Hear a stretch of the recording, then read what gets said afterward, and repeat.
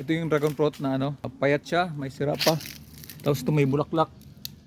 Ayun oh, ito pa isa. Payat yung aking dragon fruit. Ito yung papayat. Ililipat ko yung iba. Tapos babawasan ko ng sanga. Ito pa oh, payat din. Lilipat ko yun.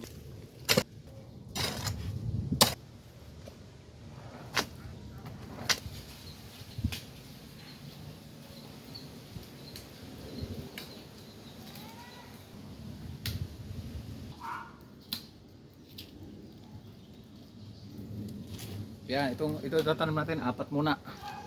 Mamaya na yung iba.